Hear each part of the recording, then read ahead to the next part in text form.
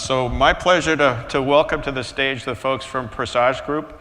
To my left is Marty Smith, Bill Curtis, and Piyush Gandhi. Marty is in the midst of a career in analyzing decision-making. He likes to call it decision-making in the moment. Bill, and they're all pilots, and they have a very background in the flying that they do, but they've taken their experience into analyzing the way we make decisions, and it's really been fascinating to me. And the way I came across them, and we in the safety committee committed to pursuing this project with them, is kind of interesting. In our safety committee meetings, we've had a lot of discussions around where should we set our recommended SOPs for stabilized approach criteria.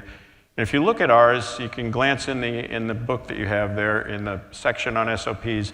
Our recommended is VREF -5 to VREF +20 is considered stable, and other folks say, no, you should never go below VREF.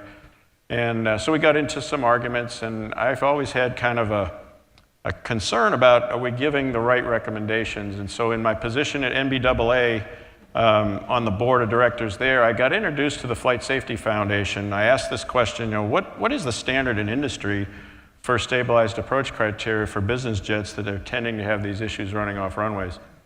And there was a report written that Bill Curtis was a part of, released in 2017 on this very issue, much to my satisfaction because it spoke right to this issue that we wanted to pursue. And that report goes into the way they do their process, which they're going to show you here in a minute. And I am just thrilled with the way it's turning out because I think it's a game changer for the industry. It's kind of one of those things when you see what the product is, you kind of go, why didn't I think of that? There's so many nice things that are good catches for being in trouble that it really is satisfying. So when I was flying as a test pilot in the Air Force out at Edwards Air Force Base, Chuck Yeager used to come into the bar every once in a while at the end of the day. And not that I really thrilled in having conversations with Chuck because it was always a one-way conversation, but he did say a few things that really stuck with me, like you always have to have a way out. No matter where you are in any phase of flight, have a plan B, always. And so that's what this is, and it really resonated with me. So we got into pursuing this with Marty and his team, and they're going to take you through a flow of how this works. And then tomorrow, Bill and I will come back and we'll dive into the details of how you can apply it to your flying. And we'll talk some more about that. So, Marty, over to you. Thank you, Charlie. Hi, everyone. It's a great honor to be here. It's been a while since we've been on stage, so it really is an honor to be here. It also marks the first time that we've had the opportunity to get outside of the commercial aviation space. For 15 years now, we've just been dealing with airlines, so this is a groundbreaking opportunity, groundbreaking study. It really is a great opportunity, so thank you for the opportunity to be here. Is David Miller in the audience? Has he left the building? He left the building? Yeah, okay. So in the full spirit of transparency, when I left flight operations, I went to study psychology, human decision-making, got my PhD in clinical psychology, because I wanted to study pilot personalities. As a clinician, I also maintained a practice, worked in a hospital, had patients over the years. For 2 years, I had the privilege of being David's personal psychologist. I now have my own psychologists, plural. I pray for your wife daily.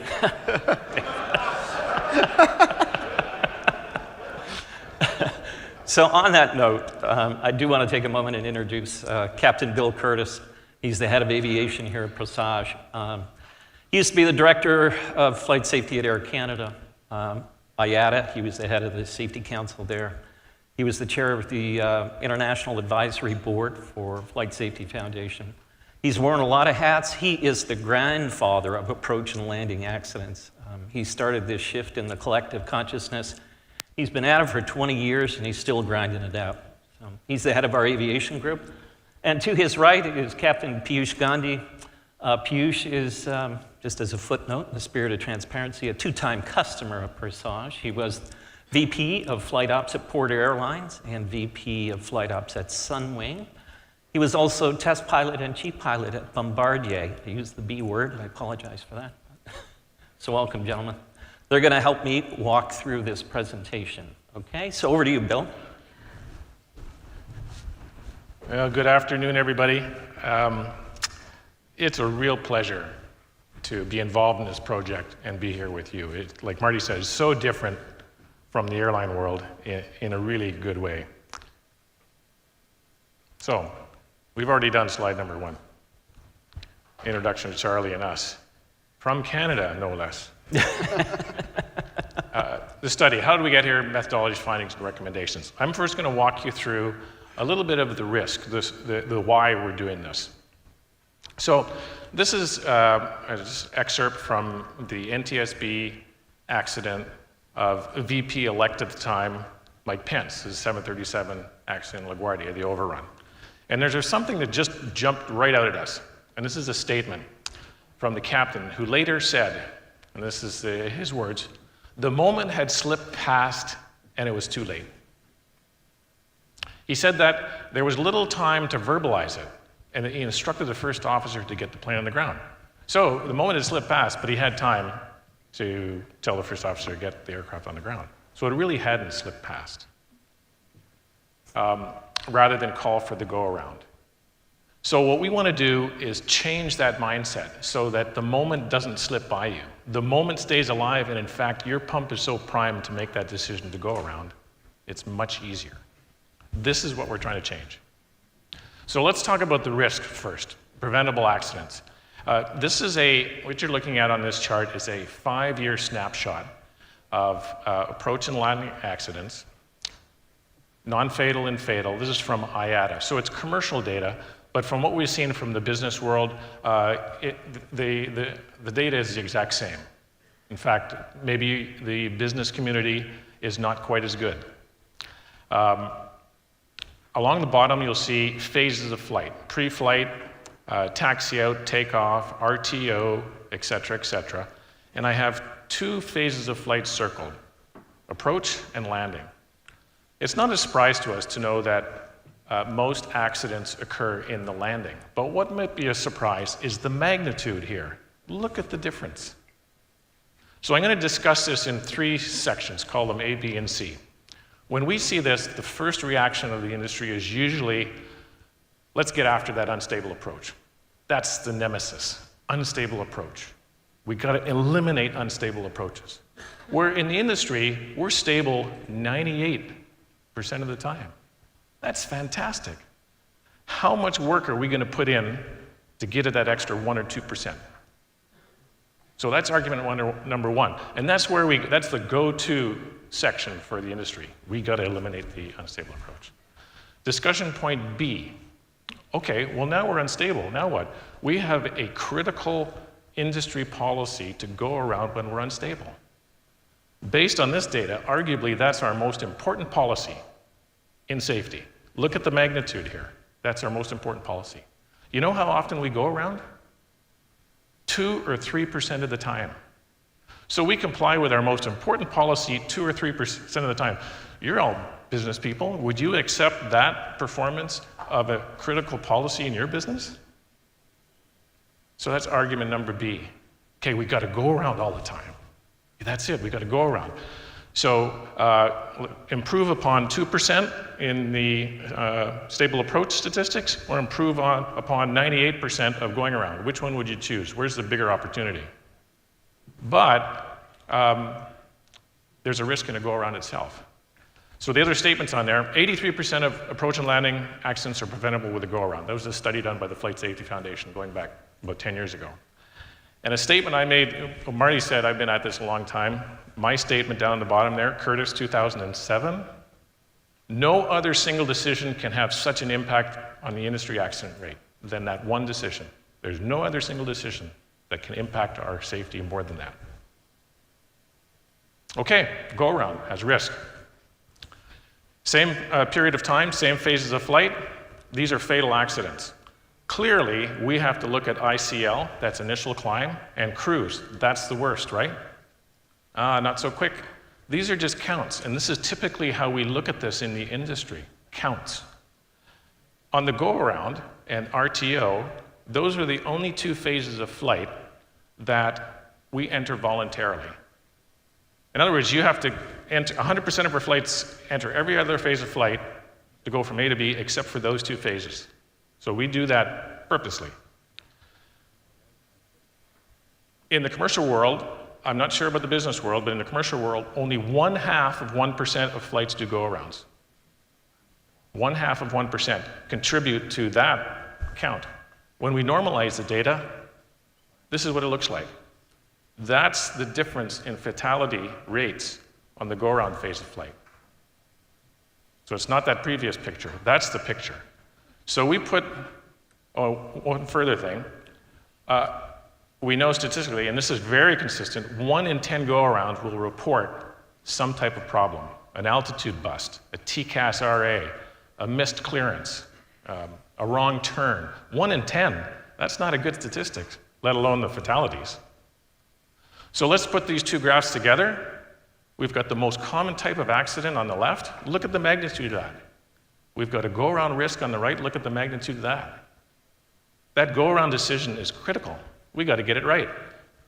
We want to have high compliance of go-around decisions, but we want to minimize the exposure to that decision, that go-around exposure. So what this chart shows is that continued approach, those unstable approaches that continue to land versus the go-around risk relationship now. This is a conceptual chart, but we've been using it for many years now, and not a single person has disagreed with it. And we've talked in front of a lot of experts. So risk goes up on the vertical axis, and as you go along the horizontal axis from left to right, that's getting closer to the runway. So high, say final approach fix, moving to the right down to the threshold of the runway. Let's take a look at the black curve, the continued approach curve that's unstable. As it gets lower to the ground, the risk goes up. Makes sense? The go-around risk curve, however, is much flatter. Things go wrong with go-arounds regardless of what altitude you execute them at. In fact, if you do a go-around from a higher altitude and you're closer to that missed approach altitude, you have less time and space to sequence the things you need to do in a go-around. So some will argue that red curve actually bends down as you get closer to the ground, because that's where we practice go-arounds in a simulator. And it gives you more time and space to do stuff. So what we're actually trying to do, though, in this process is find where those 2 curves cross. Where is that sweet spot?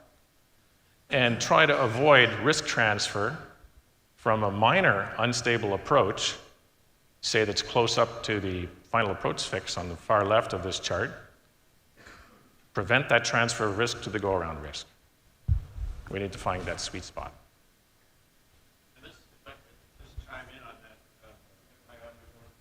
This is an important concept, so I want to pause for just a second. I like to think of what they're introducing. Everybody has been in that moment when you're in the soup and you know you're going to be close to breaking out at minimums and you're puckered, right? You're looking and you're looking, you're really priming yourself to either break out and land or no, we're not going to break out, we're going around. This chart is showing that sense of, I don't want to go around if I don't have to, because you know there's other risks associated with that. And you remember the accident review of Dale Earnhardt Jr., where they kept pressing and pressing and pressing. They kept saying, I can fix it, because in the back of their mind, they thought going around was more risky than continuing, and you can fix it till the day you can't. And so what we're trying to figure out for our group is, how long do we go till these cross over, and continuing to land when you're unstable becomes like the Dale Earnhardt Jr. accident, where there were 6 out of 7 unstable parameters and they couldn't keep it on the runway. And obviously that was much higher risk at that point than had they gone around. So this is a really important concept that leads into all the other things that we're gonna address. Is we're gonna give pilots the idea that, yeah, we can fix it to a point, but what is that point? What's that crossover point where it's too late to fix it? Absolutely. And I meant to say this at the very beginning. I had never seen that accident review of Lufkin until just now. And as we go through our presentation today and tomorrow, think of that accident. Because what Peter showed there was built for what we're trying to do here.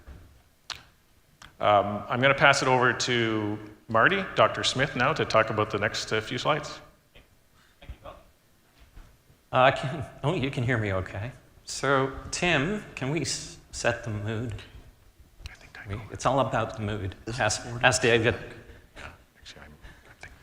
Okay, so we did a study on your population. We had 205 respondents to the study, and this is what we looked at, situational awareness. Can you dim it a bit more without turning it off? So this is the Presage model. Oh, just a bit, sorry, I'm so difficult to live with. Okay, so this is what we looked at, down just a bit. Come on, Tim, work with me. I'm gonna saw him in half in a little while. He's not gonna like that. Just down, just a bit. So this is our model for decision making, situational awareness, right? It's the precursor to risk awareness. It's the precursor to compliance. So this is what we studied. We get the lights down just a bit, Tim. Work with me, buddy. The study looked at two different populations. Go around. Yeah. And we practiced this for hours, too, in the sim. So we had two different populations. We had those that when the aircraft became unstable at the decision gate, they initiated a go-around. The other group was when the aircraft became unstable, they continued with the instability to a lower altitude or right through to touchdown. So we looked at two different populations. We want to look at the psychology of those that did it correct for those that did it wrong. We're going to look at it through the lens of situational awareness.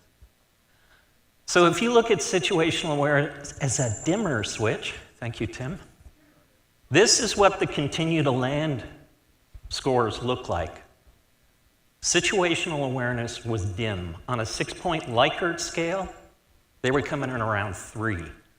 We would want those scores to be at 5+. So the continue to land group, situational awareness was like this, dim. Just think of that last accident. Okay? We saw a great report there.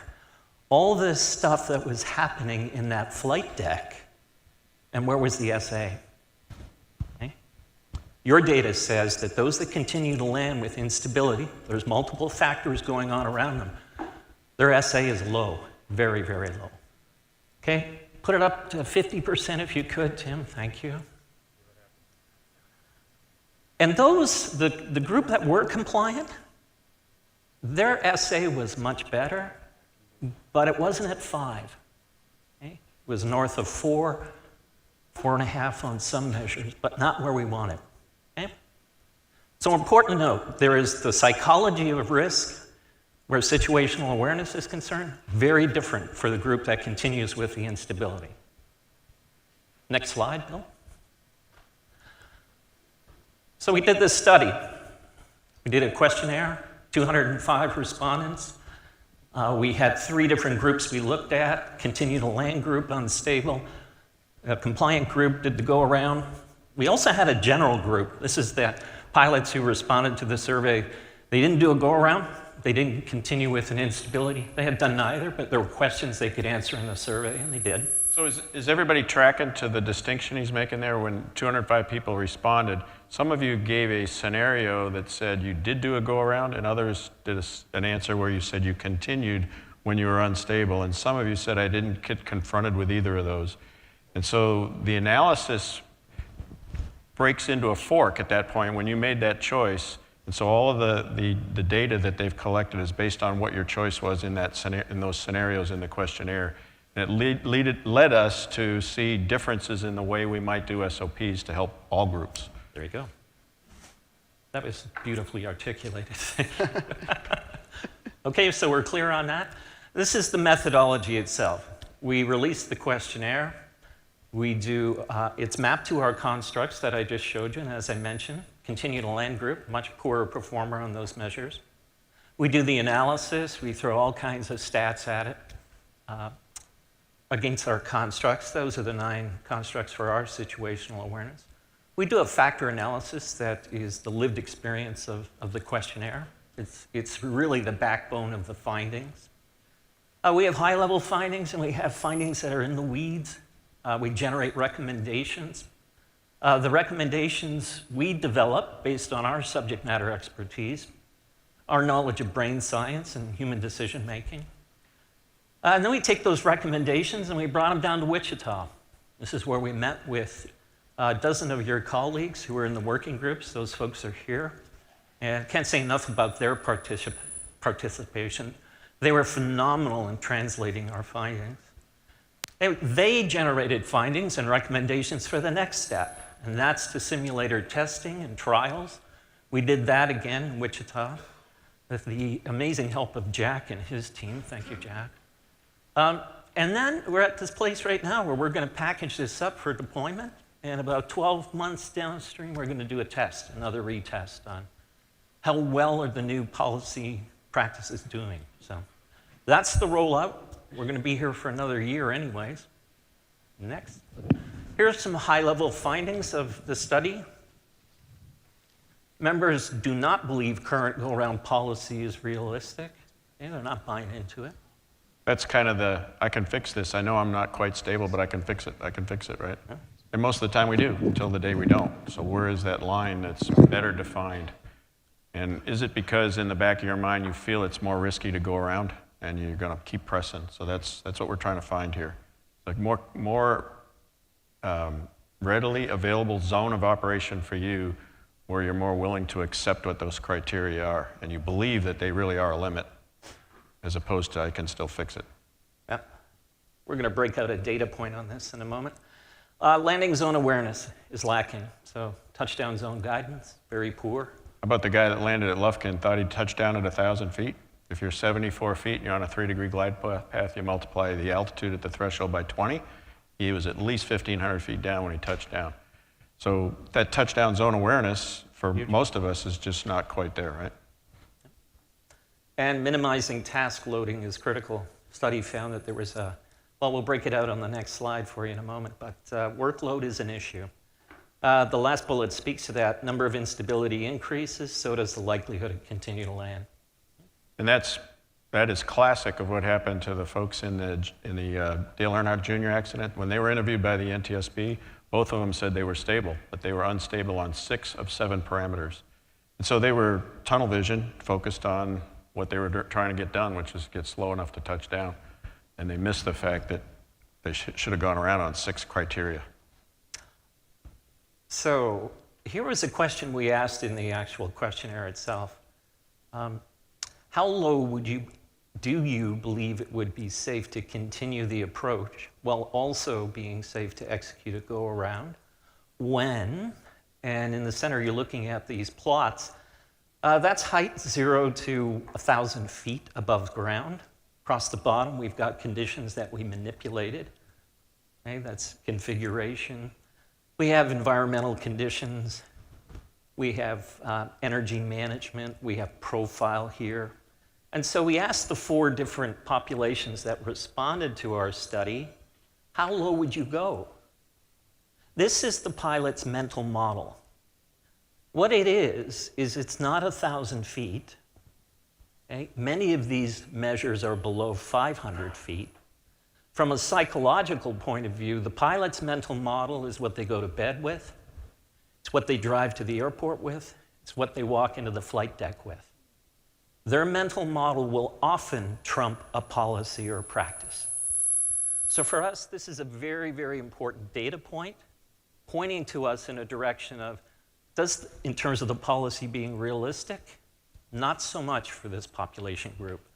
And even for the management, we had a dozen people who have oversight over your policies and practices.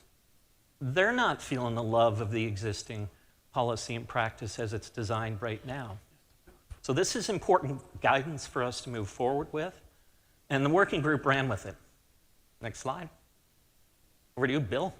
Yeah, so not all instabilities are created equal, and these are what the respondents told us was happening when they either continued to land or they did a go-around. So you can see the continue to land column.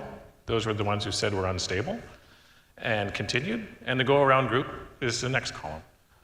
We've highlighted 3 factor instabilities here that pop out with high percentages. And we can also reflect back on our knowledge of accidents as well and see if there are differences. Well, in fact, they are very consistent with what we know. Starting at the top, flight path deviation. is a key component. Down at the bottom, crosswinds. Did you know that 50% of, first of all, 50% of runway excursions follow a completely stable approach. So if you even eliminated stable approaches, you'd still have a large problem. Remember that big spike. And 50% of runway excursions go off the side of the runway. Not off the end always. 50% off the side. So we got to separate those two and attack them differently. So crosswind's a big component, and no surprise, look at airspeed. So the working group focused on these primary components. The other ones are important too, rate of descent, etc., but not all instability factors are created equal. As well, they've already mentioned about the number of instabilities, how they play a role in your decision making, and how you get stuck the more they occur. So when we group these instabilities together, you can see the result. When there's one or two, more people seem to go around. When those numbers start to rise, 2 to 4, look at the percentages shift. And 5 or more, look at the difference between the two groups. And we have some other GE data that shows when it's more than that, actually their data showed 100% of those unstable approaches with 5 or more instabilities continue to land. So that cognitively we get stuck, the more things that are going on. Now, before we run this is going to be a little bit of a audience participation thing. If you could bring the lights, the general lights down, guys, that would be great. And I'm going to talk about this before. Don't run it yet there, Ben. This is a selective blindness attention example. Many of them on the internet. Some of you might have been familiar with the Harvard test that was done back in the 90s, where they have young basketball players bouncing basketballs, and you're supposed to count the number of bounces. And during the middle of the whole process, a gorilla walks across. Yeah, you remember that. No one sees the gorilla. It walks across and waves. You don't see it. So this is an example. It's not the phenomenon here that is going to be the point at the end. Call it tunnel vision, blinders, they're all the same thing. Important when you do this that you follow my instructions, okay? So what's going to happen is I'm going to get you to focus on the center dot, the green dot. It's going to flash green and red, okay? It's going to blink. The blue crosses are going to rotate clockwise. They're going to keep on rotating. And then we've got the yellow dots on the outside. I want you to focus on the center dot and watch it go green to red. And while you're focusing on that center dot, the yellow dots are they're going to blink on and off, and they're going to disappear, and they're going to blink on and off. The blue crosses are going to rotate. Keep focusing on the center and follow my instructions. Okay, Ben, can you run it? Okay, focus on that center dot. See it blinking? Keep staring. Whoops. Keep staring. And while you're focusing on that center dot, the yellow ones will disappear. One will disappear, all will disappear. Keep focusing. Okay, now look away from the center dot and look at the yellow dots. How much are they blinking? They're not. They never did. You were so focused on the center that you lost track of what the yellow dots were doing. This is what happens in the cockpit. So you can stop it now, Ben, thanks. So what we do in our process, what was important about in that whole thing is not the phenomenon, because lots of what happened when I gave you an instruction. I brought more information by giving you an instruction. So by building SOPs and procedures, really smartly, we can change the intake of a pilot in the cockpit. So our high-level recommendations from our SMEs, very quickly, create a realistic policy with goals and limits in the approach and landing. That'll make sense the rest of today and tomorrow. Meter the tasks further upstream. Task loading is an issue, especially with single pilot.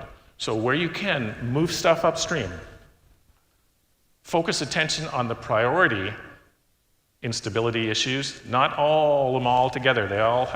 They have different importance. Provide awareness and guidance. This is part of it, the whole Safe to Land initiative. And CJP has to commit to their actions. This is the program, the management. The sim trial design, I think I'm going to pass this over to Marty to talk about. So we took the working group's recommendations, took it to Wichita, literally, and created a test condition where we broke out 2 groups, a control group, which essentially looked at, it's a smaller group, that we applied these approach instabilities. It was a randomly designed study, so nobody knew what they were getting. It was blinded by the participant as well as the subject matter expert, the Presage person in the flight deck as well, monitoring the process. And so we had 8 in that condition. They were using the current calls to manage the instabilities. Okay? The other group, 13 individuals were in that group. They were using the new policy and new practices. They had a week or so to get trained on it. We had a couple of people that got trained on it an hour before that, but they actually performed very well as well. So what we did was we ran them through these studies. It was randomized, so nobody knew what they were getting. At the end of it, we looked at a comparison between these 2 groups. Okay? We had a total of 210 approaches in this study. We varied them up. We had visual approaches. We had RNAV. Okay? We tried to reflect what it is your missions look like typically. A variety of instabilities. We had some approaches that had no instability whatsoever. We had some minor instabilities and some major instabilities. Again, randomly assigned. Some of the instabilities were correctable by design, that the pilot could maneuver the aircraft in order to maintain or correct the instability to the final gate where the decision was to be made. We left it up to the crew to decide, the individual to decide whether they could manage that instability or initiate a go-around. Okay? We did the analysis of that data, and it should be on the next slide, Bill. So new procedures, group awareness was higher. We tested them on our situational awareness conceptual model again. Their scores overall were higher than the condition that used the present procedures and practices. One of the techniques we had was a talk out loud. Those were higher scores. That essentially allowed the pilot flying to be the pilot monitoring for himself as well by talking out loud. We know in the psychological terms, when you can have multiple sensory inputs, you're going to anchor awareness much richer. Very high percent of pilots agree with the effectiveness of the new practices. Those numbers are in the high 80s, high 90s. In agreement. Glide path guidance was followed late in the approach versus visual vertical guidance. And that ended up with a late nose-over tendency. I don't know, Charlie, if you want to speak to any of that. Yeah, we're going to get into that a little bit more tomorrow when we talk touchdown zone awareness. And when you transition from your instruments, especially on things like glide path, to the outside, there are occasions where the PPPs will not coincide with the glide path. There are occasions where they do. And just being aware of what to expect when you transition from the inside to the outside is a big deal, because you don't have that sudden step function change, right? You're anticipating it. We'll get into that more tomorrow. Great. We also noted some variation in the speed on the approaches. And finally, the new limit call for an instability. The aircraft's unstable at 200 feet. There is a limit go around. That was rarely made. Okay, and we have some good logic and rationale for that. But overall, there was much higher awareness, situational awareness, risk awareness in that particular group that had the new calls, new procedures. Okay. So I'm going to hand it over to Piyush to talk about, from a pilot point of view, what's it like to adopt a new policy? Because this is a paradigm shift. You know, behavioral change is difficult. It really is. And he's going to testify to that in a moment. This will be my testimony. Yeah, my testimonial. When you get through, when you're at the position I was at VP of Flight Ops for 2 airlines, there's a lot of things that come into play. You know, ego being one of them, and I've always known how to do it right. So when someone comes in and tells you maybe it's not the best way to do it, there's a lot of factors, psychological factors that I found out later. And through David Miller, I've learned that self-deprecation is actually a really good thing. That was later in life, and we also talk about transparency in this, and so I'm gonna talk about that a little bit. And the reason why is because it is an evolution. We don't come in and tell you how to do things, right? We don't just have this Band-Aid and here we're gonna fix it. It's an evolution, but you have to come on board, and that's where we end up here. So full transparency, that's me. Go ahead, you can laugh, because I'm sure you all have pictures that look like this at some point. But that's where you start the evolution, right? This is me. This is when I was just about to start aviation college. So I went from that to Mr. Test Pilot guy here, and then that's Global Express serial number 1. That's the original test vehicle for the Global Express, and that was in Wichita. And that was my job. I was a test pilot. I was the chief pilot at Bombardier at the time. I was writing the procedures that went in the QRH. I was the one that literally off my computer, and then they go into the book that goes into that airplane. So that's where I know how to do this, right? And then one of our customers said, well, I'm starting an airline, so I'm going to take chief pilot with me. So that's where I became the airline guy.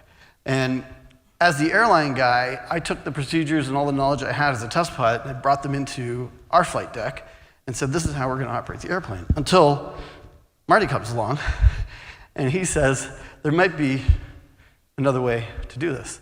Thanks for that timer. Is that telling me something?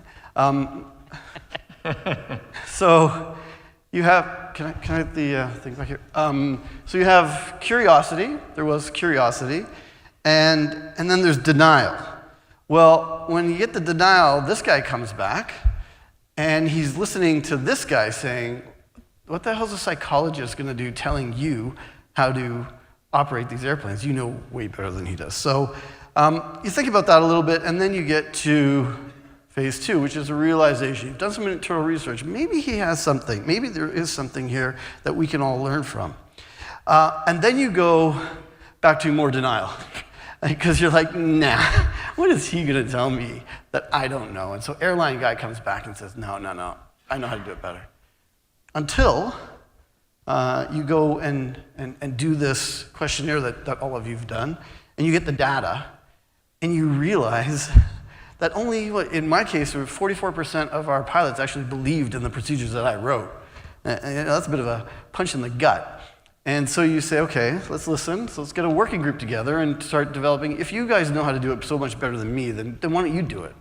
So we did that. And we came back, and they gave us some answers. And so we built some SOPs. And that more denial came in. And so we built these SOPs. And then these two guys came into my office, and they said, you didn't go far enough, Piyush. You're not listening to the people out there flying your airplanes. You think you know better, but you actually don't.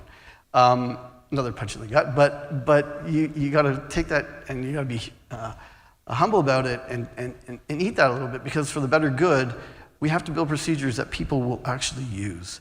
So the light goes on, and then I'm like, okay, I got it now. From that day, that was in 2015, I drank the Kool-Aid. From Porter, I went to another airline, 737 MAX 8 operation. I was the VP of flight ops there, and brought Presage in, and I'm drinking the Kool-Aid, and I'm like, now I'm preaching this stuff.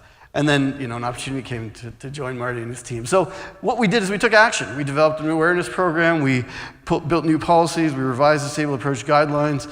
We introduced active calls and visual communication, and developed procedures for the landing phase. And there's another piece in that called management oversight, which we didn't do so well about. I'll show you that in a second. But we went and did it. You dive in and you do it. And this is what's happening at CJP, right? This is what's happening, and it's so exciting to see this.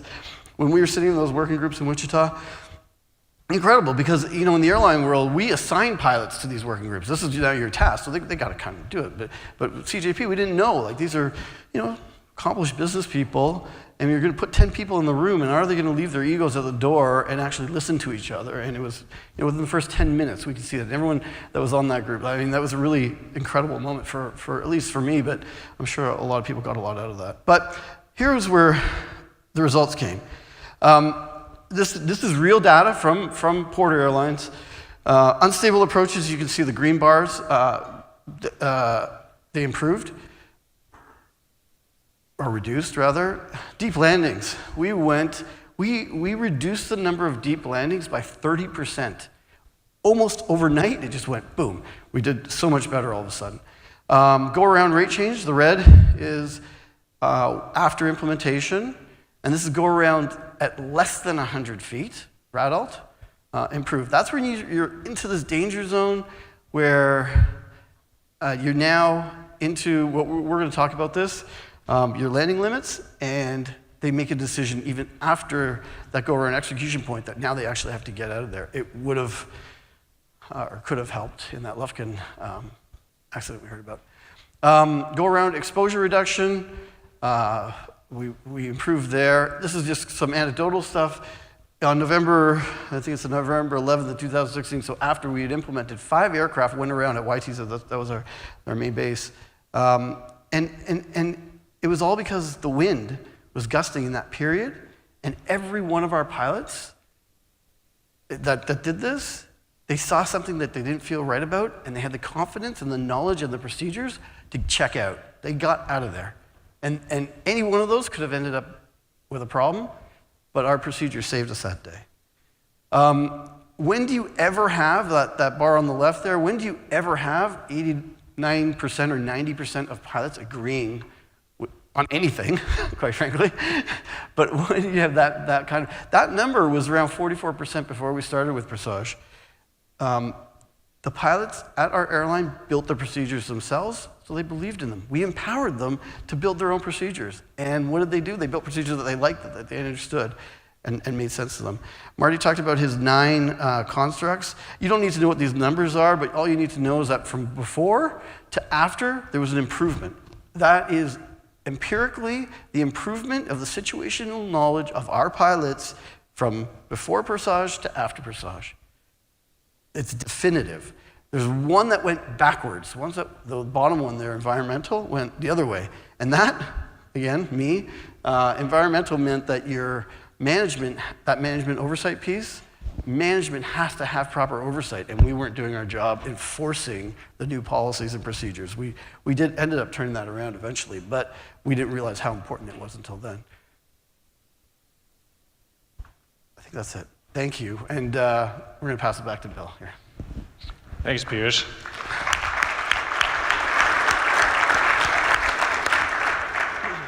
So, like Piyush said, it was so important that his pilots had input to the procedures and the practices.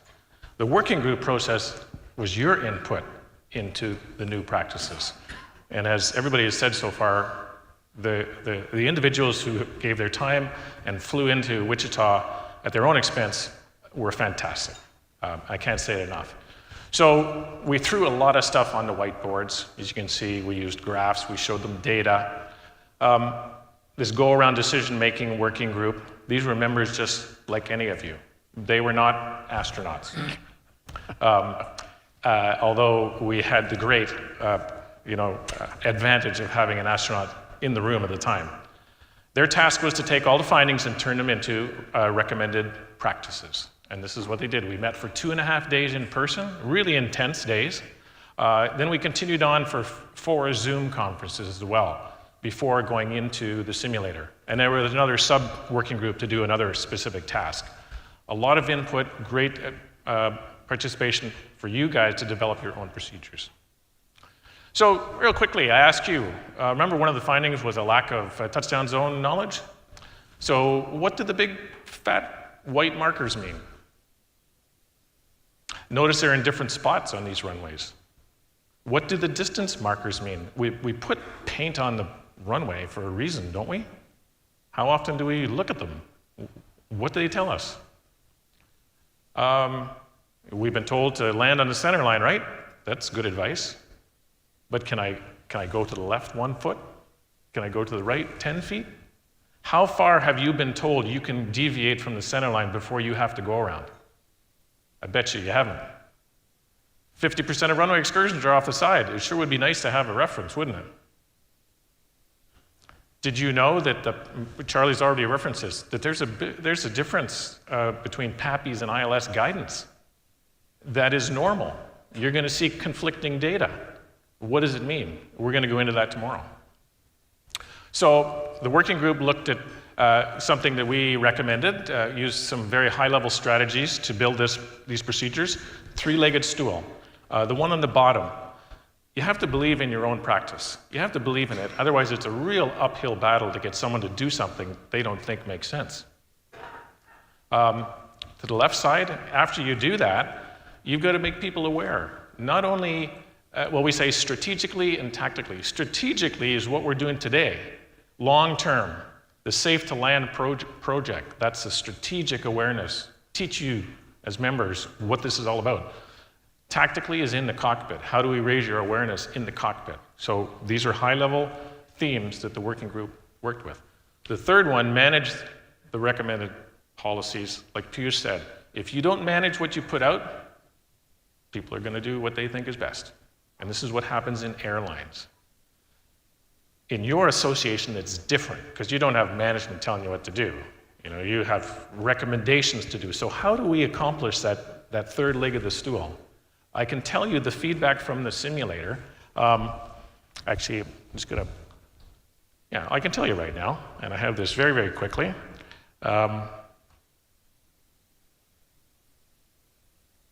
I felt a greater obligation to myself to comply to the policy. 92% agreed. That's self-regulation. Calls I used to ensure my obligation to comply, 100%. Calls made me feel absolutely committed to executing a go-around at or below stable approach gate, 85%. This is your own members telling you that coming out of the simulator with these new practices. So, how do we prime the pump to make a go-around decision? Well, in today's world, the stable approach goal of being stable is also the same point you have to make a decision to go around. So the goal and the limit are the same. That's really hard to reconcile in a moment without any warning between the objective and having to take a different course of action. So we've learned that we need to separate the goal and the limit. Think of an EGPWS system. It doesn't all of a sudden out of the blue say, whoop, whoop, pull up. You get warning, terrain. So you get time to process. You get time to prime the pump to get ready to do the next thing when that EGPWS system says, whoop, whoop, pull up. So this is the process that the working group considered as well. Create a goal, stable approach, and a limit, which is when I have to go around. Two separate policies, but they work closely together. And in between, you provide a warning. So you can prime that pump that when you hit that limit, you're already, at least subconsciously, if not consciously, ready to go around. And this, again, is what I feel is the pucker factor moment, like when if you can imagine yourself on every approach having a point in time where you're priming yourself like you would on that approach to minimums in the weather, where you're passing 500 feet and your minimums are 200 feet, and you're saying to yourself, if I don't see it, I'm going around. I'm getting ready.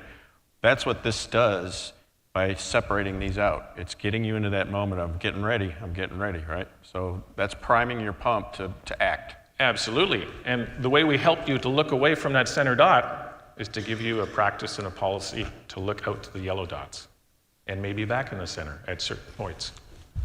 So we establish goals and limits, create warnings, and assign that personal responsibility and accountability. That's harder in your association versus an airline. But your simulator test subjects said, hey, no, this actually made me feel more accountable to myself. So how does this apply on the approach? You get the details tomorrow. Well, we start out with saying you've got goals, stable approach gates.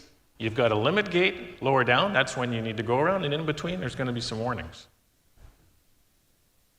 On the runway, same thing. We're going to teach you more about touchdown zone markings and tell you, where's the bullseye? That's my goal. And a limit somewhere down the runway, and in between, warnings. Laterally, yeah, we know we need to touch down on the center line, okay, that's obvious.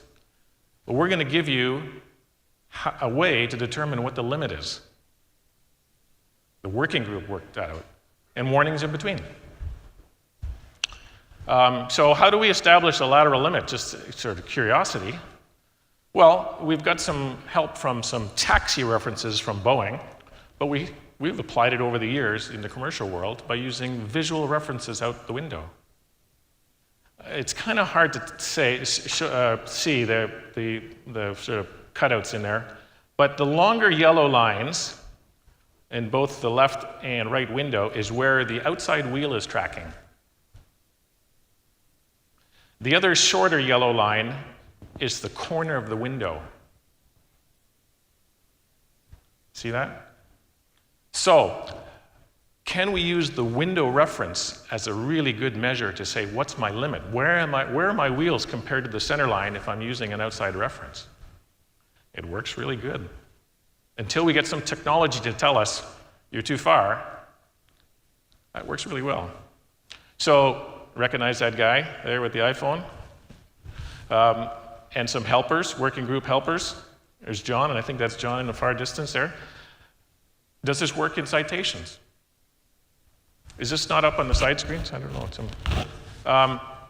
And they drew lines similar to what we saw in the hangar. That was a 320, by the way, in the hangar. And the red lines are where your wheels are tracking. This is just, we did it on all models, but I'm only showing the CJ1 and 2. The red lines are where the wheels are tracking, and the blue lines are 5 feet outside that, just for reference. So the working group had this to work with.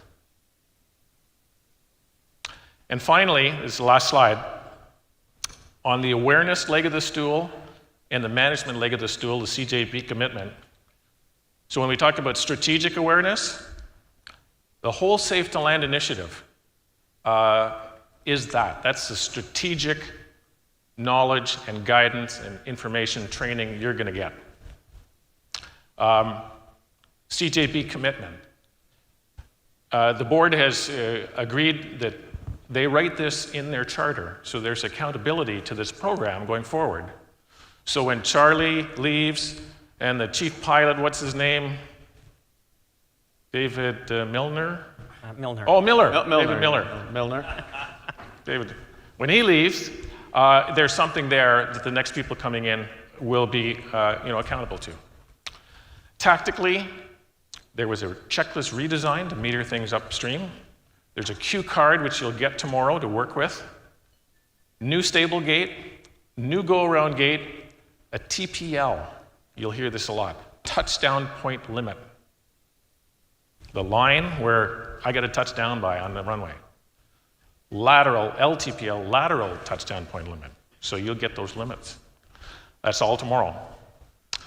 And that's all I got right now. We got a few extra minutes, I think, if my watch is correct. Yeah, that whets the appetite, I hope, for where this has gone. I'll just tell you, I'm entering my 50th year in airplanes, and I wish I had this when I started. But I don't want to oversell it because you're just getting introduced. But I've never seen anything that could make a difference to landing safety than this, like this, in my entire 50 years. So I'm really excited about what this can do for us. I'm really looking forward to tomorrow with Bill diving into the details so we can show you more of how you can apply it. So, David, over to you. So this is incredible stuff, Charlie and Marty and Piyush and Bill. When I first got involved in this, I thought it's another one of Charlie's ideas, But this is the real deal. And every one of us in this room is a PIC, a pilot in command. But occasionally we are PARs, which is a pilot along for the ride. Sometimes we don't know exactly where the airplane is going, and not knowing how and when to do a go-around can be a very expensive experience.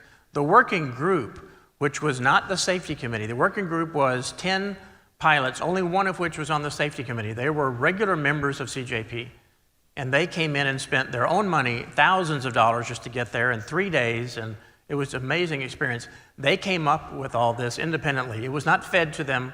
They came up with the name. They came up with the process. The whole thing you're going to see tomorrow is surprisingly simple, but it's not easy. And it's not easy because it requires a change in behavior.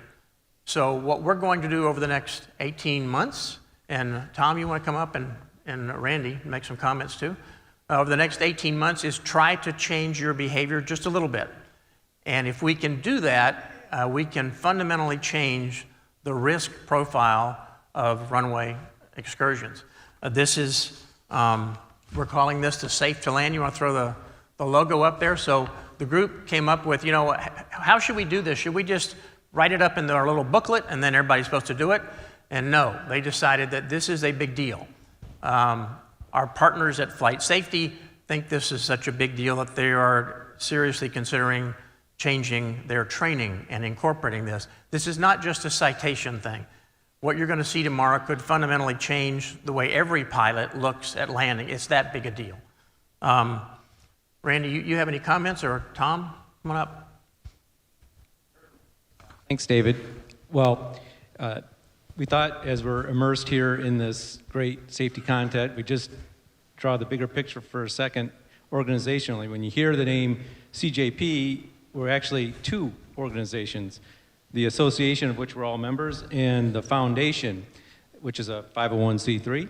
And we set it up when the initiative to have a safety effort came forth a few years ago.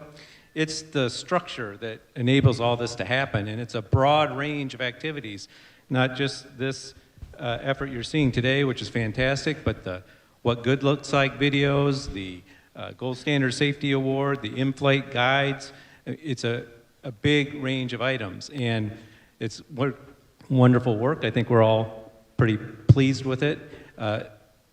Tomorrow night, when you're at the event, which is going to be wonderful, and you're tempted, hopefully, by some really great auction items, remember, the proceeds are going to support this effort. That's what's happening here. So thanks.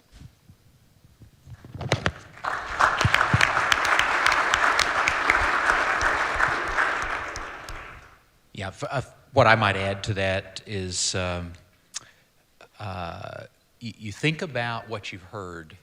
Half of business aviation jets, the accidents that they're involved in are runway excursions. You think about over 80% of approach to landing accidents could have been prevented by a go-around. This has the potential to move the needle, to really make a difference. And it's members that have helped craft this, just as David has said, along with some very careful oversight and encouragement by the Presage group. So I can't speak highly enough about what you're going to be learning more. This is early, and it's a journey for us. But when you combine this with those of you who've been involved in the FOQA data collection, we really have something that can move the safety needle for us. Thanks, Randy. You can imagine when you do groundbreaking research, not everybody wants to help you pay for it. This study cost $200,000. And so we went to the insurance industry, all of them, and they all said no. Good luck, you're doing well, but no, we're not going to give you a penny. So we had to go to our friends that knew us the best. And I think we have a slide to show a special thank you to the people who really funded this. Our foundation, CJP, it wouldn't have been, we couldn't have started this without the CJP Foundation saying they put up $50,000 to start with. Textron, absolutely incredible support. Flight Safety, you can imagine the hours, hundreds of hours of simulator time, as well as a check.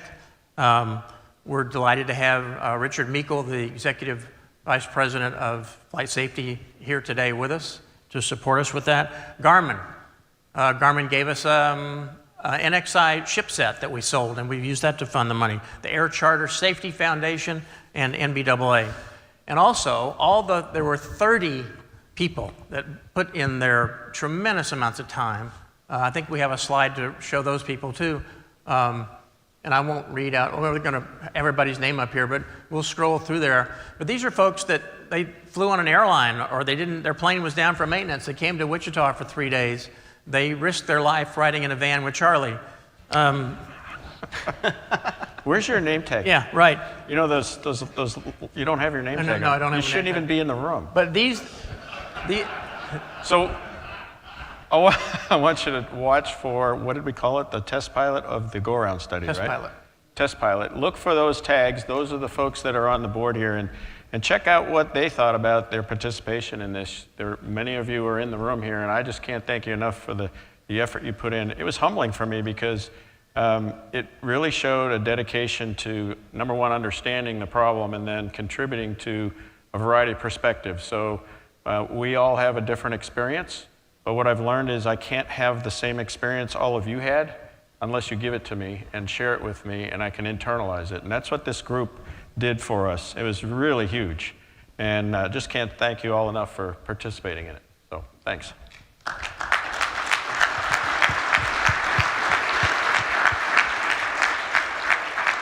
So over this next 18 months of our Safe to Land initiative, we're going to be doing a lot of new things. We're going to be pushing out information, questions to you, videos to you every week with Neil Singer. We're going to have a bi-monthly Safe to Land newsletter. We'll have a dedicated Safe to Land portion of our website. Our regional events next year or over the next 18 months will have Safe to Land programming for that. Our What Good Looks Like videos will be focused on the Safe to Land stuff. Flight Safety has agreed to develop a course so we can teach this in the simulator. We may be even using our companions to help us with these new call-outs. Tomorrow you'll see a really cool cockpit briefing guide, a laminated guide to help people like me. I need to see it. I need to see, okay, what am I supposed to say when I'm here and what am I supposed to do? That's already done. You'll see that tomorrow.